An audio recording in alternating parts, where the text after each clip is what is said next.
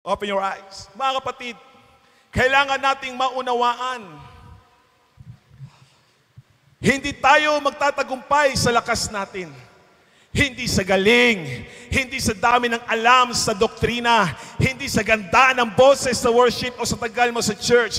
Kung wala ang Espiritu Santo, uuwi lamang tayo na puro alam, pero walang buhay.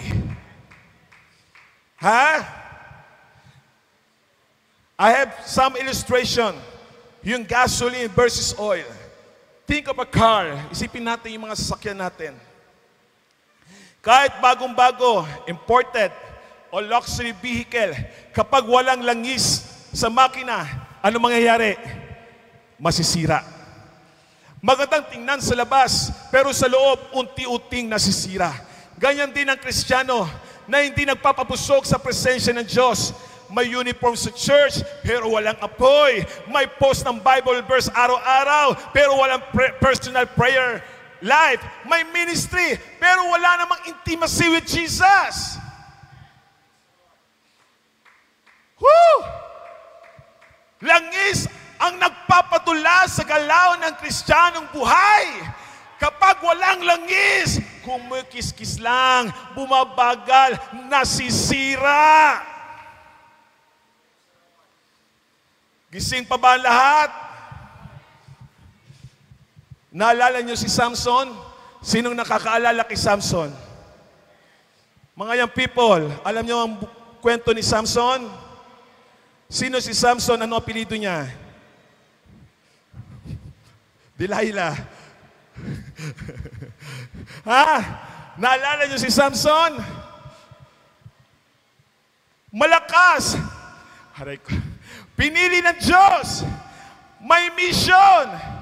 Pero nung umasa siya sa lakas niya at hindi na sa presensya ng Diyos, nawala ang anointing. Akala niya lalaban pa rin siya sa tulad ng dati. Pero hindi niya alam, ang Espiritu ng Diyos ay wala na sa kanya. Para ako naging Chris Aquino ha. Minsan ganyan tayo. Akala natin, okay pa tayo kasi sanay na tayo. Pero pag sinuri ng Diyos ang puso natin, wala nang apoy, wala nang langis. Kapatid, may mga panahon sa buhay natin na kahit nasa church ka, kahit leader ka, kahit involved ka sa gawain ng Diyos, mapapansin mong parang ang bigat-bigat na, parang ang lamig-lamig na ng worship, parang di ka na excited magbasa ng Bible, parang pag nagpipray ka, wala kang maramdaman. Bakit? Kasi baka paubos na ang langis. Hindi ito dahil sa kasalanan lang minsan, kundi dahil hindi ka nagpaparefill. You're trying to function on yesterday's anointing, but you need fresh oil today.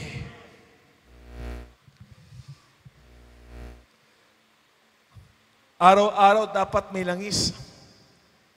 Kapatid, ang langis, hindi one time, big time.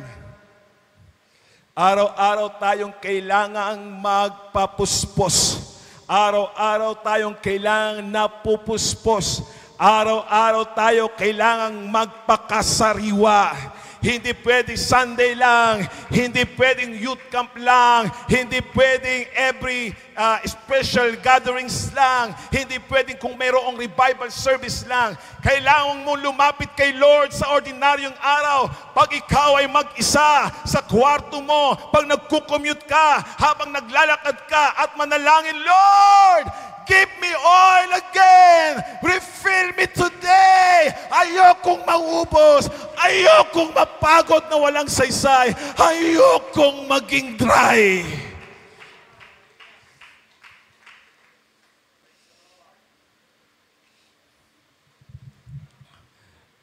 Next slide. Yung nakalagay dyan na without oil. Para kayo magsagot sa akin. Without oil, lakasan nyo. Response kayo ng malakas. Without oil.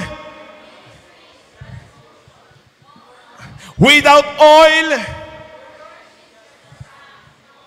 Without oil. but with oil, with fire, with revival. Woo! Hallelujah! So once again, tanungin mo ang sarili mo ngayon. Tanungin mo. Ako kahit din, tatanungin ko sarili ko. Sabay-sabay tayo. May langis pa ba ako? Kailan ako umiyak sa altar at sinabing, Lord, refill me.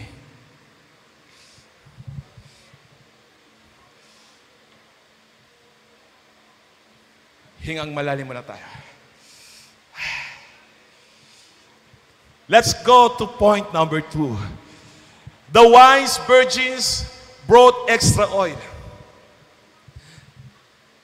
Let's read again Matthew 25 verse 4. But the wise took oil in their vessels with their lamps.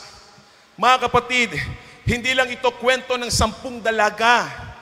Ito ay kwento ng 2 klase ng Kristiyano. Kuya Junjun. Ang handa at ang hindi handa. Ang may baong langis at ang umasa lang sa dating apoy. Ang matalino at ang hangal. Thank you, Brother Justin. At ang tanong ko, sabihin ko sa inyo 2 klase ng Kristiyano. Yung isa ang handa at ang hihanda, ang may baong langis at ang umasa lang sa dating apoy, ang matalino at ang hangal. Ang tanong, kanino ka kabilang? Saan ka rito? Sino ka dito? Yung 5 dalaga, lahat sila may lampara, right? Lahat sila may lamp. Hello? Malinaw, diba? Labasan natin. Lahat sila inabangan ang pagdating ng bridegroom. Lahat sila may simula. Lahat sila mukhang Kristiyano. Pero ang pagkakaiba, yung 5, merong ano? Yung 5 matatalino, merong alin? May extra oil. Real talk lang tayo mga kapatid. Hindi sapat na mainit ka noon. Hindi sapat na nag-speaking tongues ka last year or last week. Hindi sapat na active ka sa ministry nung pre-pandemic. Hindi sapat na kabisado mo ang doktrina kung hindi ka napuspos ng Espiritu ngayon. Ang tanong ni Lord, may dala ka pa bang ekstrang langis? Mga elders, matatagal na tayo sa gawain ng Panginoon. May dala pa ba tayong ekstrang langis? Mga young people, meron silang mga extra langis.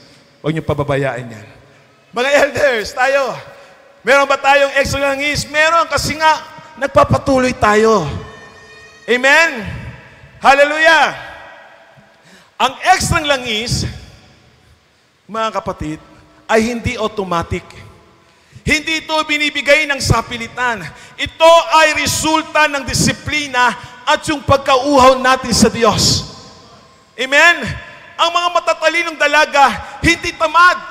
Hindi sila kampante. Hindi sila relax lang. Sila ay nagplano. Sila ay naghanda. Sila ay naglaan ng oras at puwang para sa refill. Let's convert it sa modern year natin. Itong modern. Let's convert it. Yung ikaw yung naglalaan ng time para mag-devotion kahit may exam, nagpupunta sa altar kahit pagod na, nagpipray kahit walang pakiramdam, sumasamba ka kahit walang tumutugtog, sumusunod ka kahit walang nagpumapalakpak sa iyo. Bakit? Kasi alam nila, ang Diyos ay darating at ayaw nilang mahuli. Mga kapatid, ang refill ng langis ay hindi pwedeng last minute. Sabi niya sa Matthew 25:10, verse 10 tells us, and the door was shut. Pagdating ng bridegroom, sarado na ang pintuan. Wala nang pwedeng bumili. Wala nang pwedeng makahabol. Wala nang pwedeng magpahiram. Nakakatakot, di ba? Ewan ko sa inyo kung di kayo natatakot, pero nakakatakot. Kasi minsan akala natin may time pa tayo. Akala natin bata pa ako eh. Akala natin babalik naman ako sa Diyos pag stable na ako. Pero what if dumating siya at wala ka na sa apoy? The 5 foolish virgins were not evil. Hindi sila masama. Ano lang sila? They were just unprepared. Hello? Hindi sinabi doon masasama sila. They were just unprepared. They didn't commit murder. They didn't commit adultery. They didn't deny the faith. They just didn't bring extra oil. That's how serious it is, kapatid. Hindi ka kailangan gumawa ng kasalanan para maiwan. Hindi mo kailangan gumawa ng kasalanan para maiwan. Minsan sapat na ang spiritual neglect. Yung pinababayaan mo lang yung spirito mo.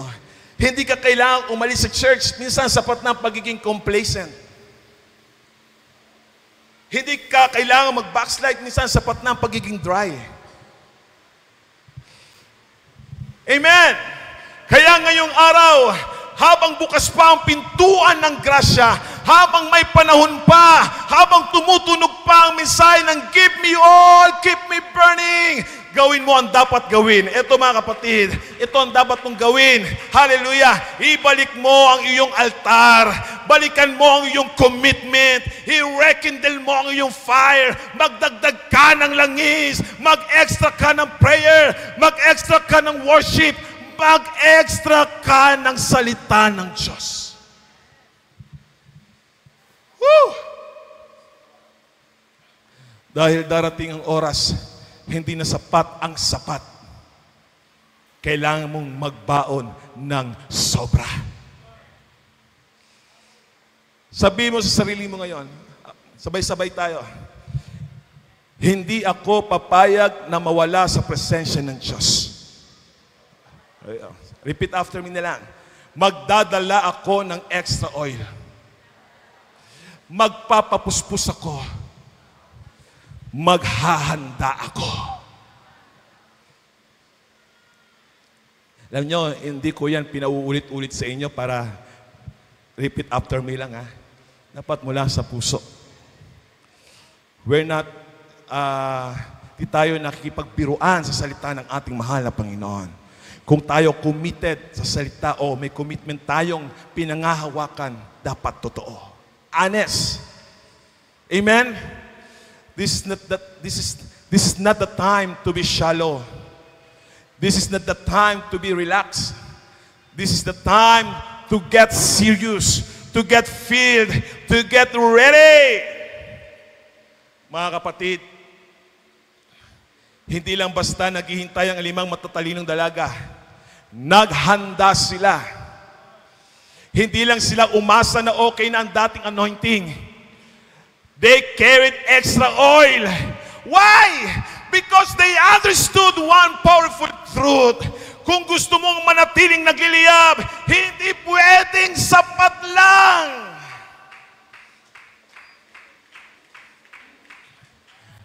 Take note.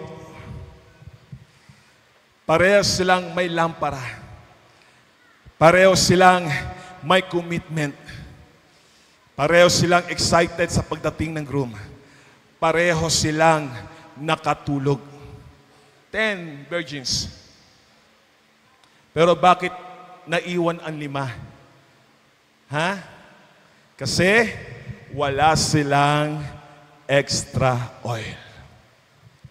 Sometimes, what separates you from being ready and being rejected is not obvious things, but what you carry in secret.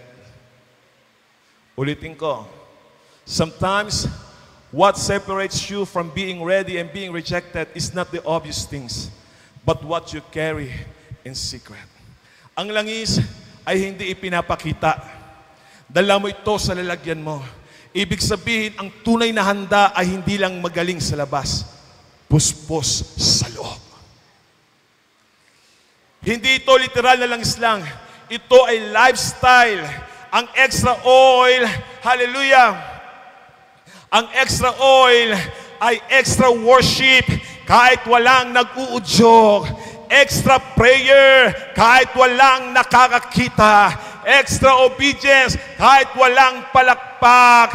Extra time with the Lord kahit walang audience. The wise virgins were wise because they didn't wait for the emergency before they prepared.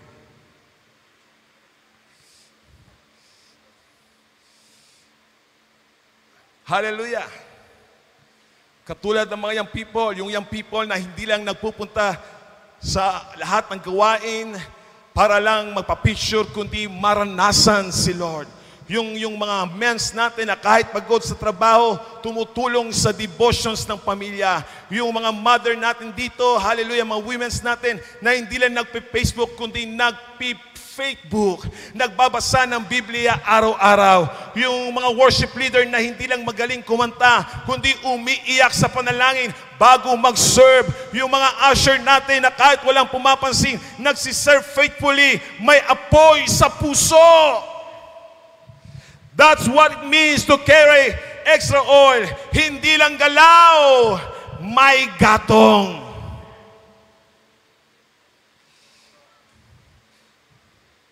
Hallelujah.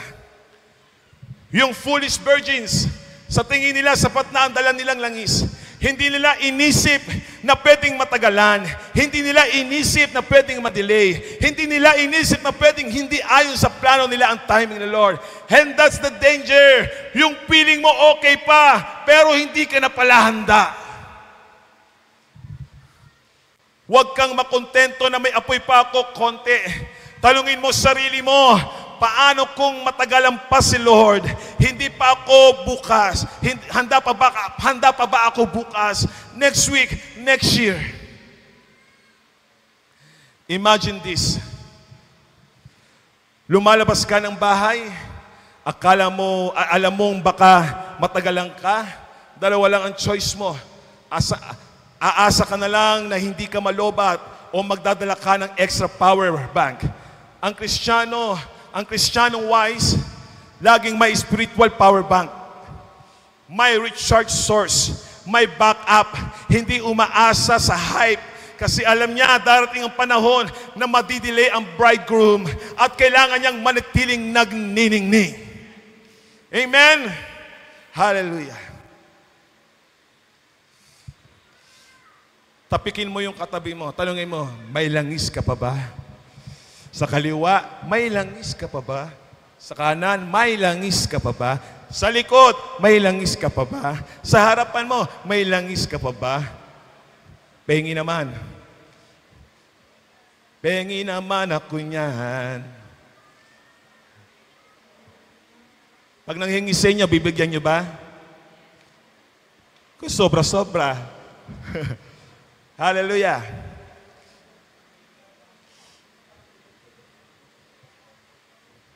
Matthew 25 verse 10, sabi po dyan, when the bridegroom came, the door was shut.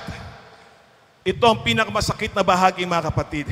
Hindi sila masamang tao, hindi sila rebelde, hindi sila worshipers ni Satanas. Sila ay naiwan kasi hindi sila naghanda. They were denied not because of what they did, but because of what they lacked. That's how serious this is. You don't need to backslide to miss heaven. You just need to be called, to get called, get lazy, get dry, and ignore the oil. Sabihin mo sa Diyos ngayon, repeat after me again. Sabihin mo sa Diyos ngayon, Lord, ayoko nang makontento sa paapoy-apoy lang. Bigyan mo ako ng extra langis. Bigyan mo ako ng bagong apoy.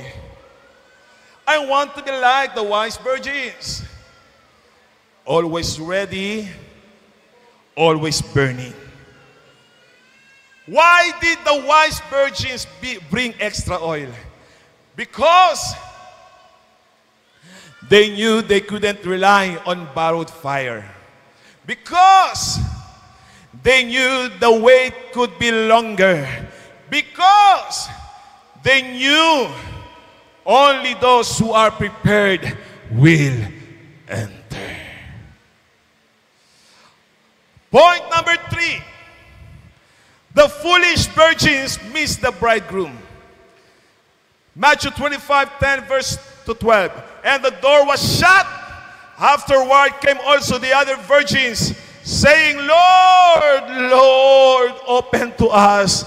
But he answered and said, Verily I say unto you, I know you not. Mga kapatid, ito ang pinakamasakit na linya sa buong parabola. And the door was shut. Sarado na. Tapos na. Wala nang hahabol. Wala nang chance. Hindi sila iniwan kasi masama sila. Kundi kasi hindi sila handa. Ulitin natin. Lahat sila naghihintay. Lahat sila may lampara. Lahat sila inaabangan ng groom. Pero 5 ang naiwan. Why? Kasi wala silang langis ng kailangan na ito. Hindi porket matagal ka nang umaten, ligtas ka na. Hindi porket may position ka, puspos ka pa rin. Hindi porket kilala mo ang Panginoon, ibig sabihin, kilala ka pa rin niya. Jesus said, I know you not. Hindi dahil literal na hindi niya alam ang pangalan nila, kundi dahil wala siyang koneksyon sa kanila sa kasalukuyan. Everyone, may kakilala ka bang may cellphone pero laging lobat? Laging may phone pero hindi makausap? Laging naka-online pero hindi available? Ganyan ang Kristiyanong may lampara pero walang langis. May anyong kabanalan pero walang kapangyarihan. May simbahan pero walang apoy. May ministry pero walang intimacy. Matthew 25 verse 8 to 9. And the foolish said unto the wise, Give us of your oil, for our lamps are gone out. Pero ang sagot ng matatalino, hindi pwedeng ibahagi ang langis na ito. Baka kapusin din kami. Spiritual oil is not transferable. Hindi ito pwedeng pahiramin. Hindi ka maliligtas sa panalangin ni nanay. Hindi ka makakapasok sa rapture sa dahilang pastor's kids ka. Hindi sapat ang dati akong active. You need your own oil. You need your own fire.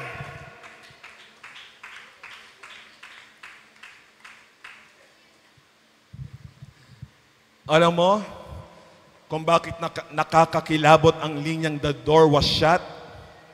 Kasi hindi sinabing sinarado ng bridegroom ang pinto. Hindi sinabing sinabihan niya silang umalis. Walang drama, walang paggalit, walang sermon, basta sarado na. That's how judgment happens.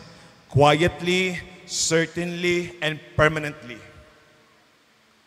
Wala nang altar call sa araw ng paghuhukom. Wala nang last song syndrome.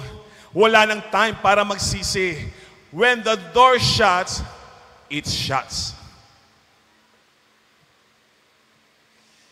Verse 11 to 12, Lord, Lord, open to us. Desperado na sila, nagsisisi na sila, nagsisigaw na sila. Pero ang sagot, I know you not.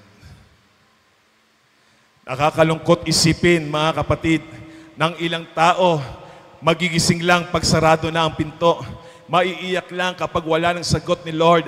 Maglilingkod lang sana pero huli na. Hallelujah. Matthew 25 verse 13. Sabi po dyan, Watch therefore, for ye know neither the day nor the hour wherein the Son of Man cometh. Ang tanong, kailan darating ang Panginoon? Ang sagot, hindi natin alam. Kaya dapat laging handa. hindi bukas, hindi next month, hindi pag-settle ka na sa life, kundi ngayon. Because one day, the trumpet will sound and the door will shut. Will you inside or outside? Kapatid, may sariling langis ka ba? May apoy pa ba ang puso mo? Kung dumating si Jesus ngayon, makakapasok ka ba o makikiusap ka sa saradong pintuan? Wala sa tagal sa church ang sukatan, mga sisters and brothers. Nasa presensya pa rin ba ang puso mo? Habang tinatapos natin ang point na ito, you may softly say, repeat after me again, Lord, ayokong marinig ang salitang, I know you not. Ayokong maiwan. Ayokong mahuli. Ayokong mawalan ng apoy. Lord, buksan mo ang puso ko. Punuin mo ng langis ang buhay ko. Alam niyo mga kapatid, walang mas masakit kaysa pagkakataong huli na ang lahat. Hindi sapat ang anyo ng kabanalan. Kailangan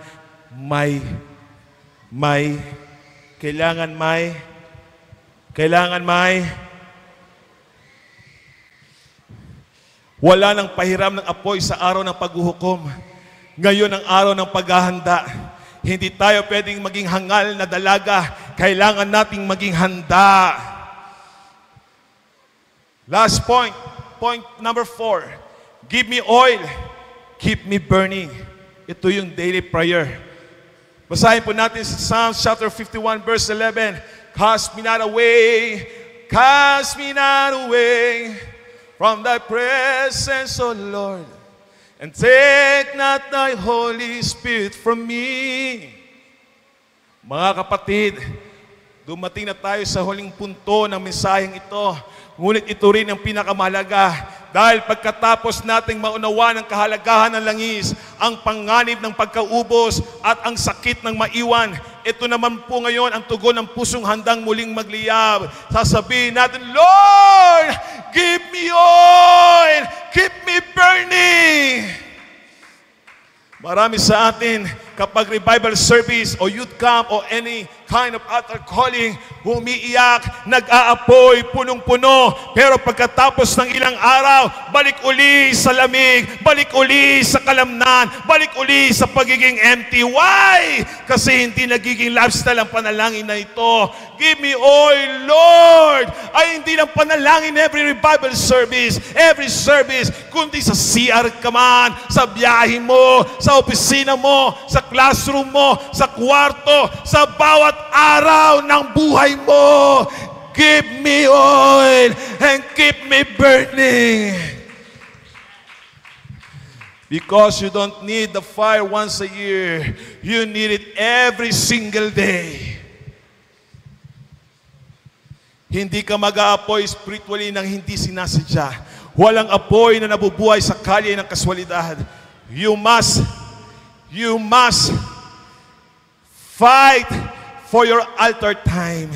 You must protect, hallelujah, your prayer life. You must choose the spirit over the flesh. You must say no to distractions and yes to devotion. Kasi ang apoy, pinapakain. Ang langis, laging nire-refill. Ang connection kay Lord, hindi automatic, pinapangalagaan.